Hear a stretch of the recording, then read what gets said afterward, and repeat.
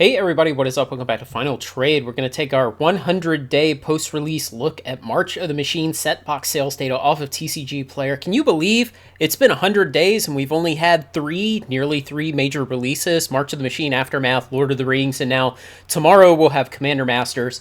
But for the entire pre-release period of March of the Machine set boxes and through 100 days post-release, they sold 3,484 boxes on TCG Player at a total of $401,000, giving an average price of $115 per box. Now, you know, the break-even price for a small card store selling these, paying fees, paying shipping, etc., is around $125. So $115 as average price is pretty bad. I mean, most card stores in the US could not have sold these on average over the whole period so far of this expansion on TCG Player and made any money. So always bad to see, but it's just the reality of the marketplaces and how it works with the large distributors coming on there, pretending to be retail stores, doing the same thing on eBay and driving prices down the way they do.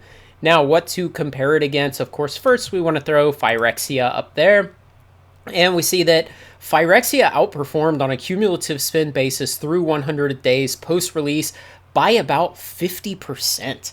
So definitely that doesn't look great. Now, on the other hand, Phyrexia is the best-selling standard set in all of Magic history in over 30 years, even all the way back to when we called this Type 2 before we called it Standard.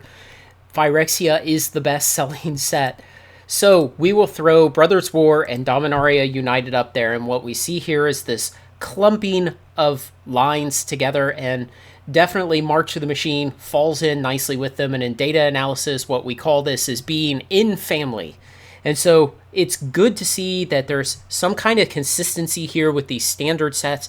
You know, we would love for WotC to get its act together on standard to nurture it. In an ideal world, standard should be the beating heart of competitive play, not Commander. But here's where we are.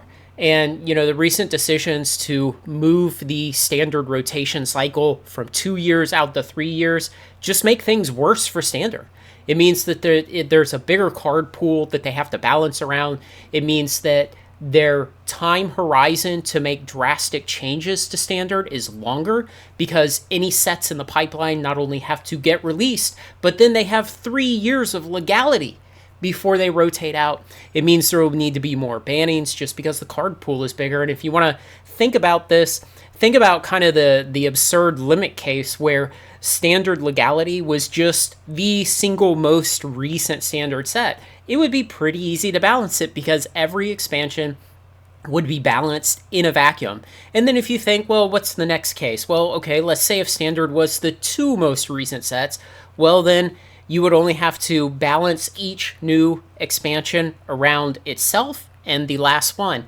And so you can see why changing the standard rotation from previously where there were between 4 and 8 legal standard sets to now there are between 8 and 12 complicates that entire balance issue. It really makes it a bigger mess.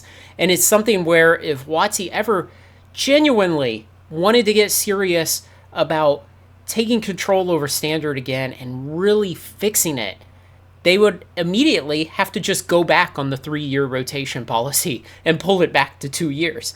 And that would be one of the base things they would have to change right away. But if you listen to the Hasbro quarterly conference calls, something for the last several quarters that they've harped on over and over and over, and even the hand-chosen analysts on the call have the courage to ask them softball questions about, it's the building inventory, not just in their toys, but over at Magic, over at WotC. Build of inventory of Magic cards, not just at the Austin warehouse, but at distributors and at retailers.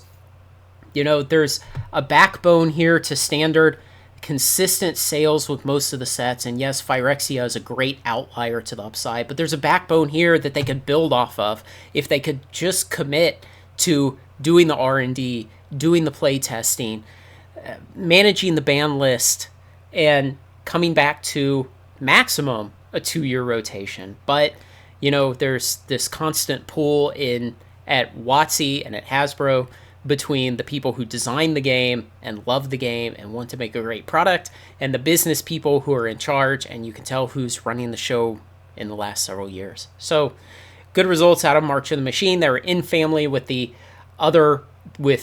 of the 3 other most recent standard sets. So we'll take another look at this at 150 days on these set boxes. I have several more of these data videos coming in the next couple of days. This weekend, I will be doing Commander Masters complete pre-release data videos for collector, draft, and set boxes. I'm going to go ahead and do all three.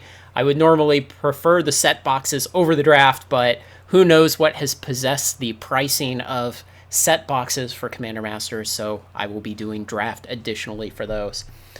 Let me know what you think, guys. Any questions you have. Otherwise, like, comment, share, and subscribe. Join me on Final Trade.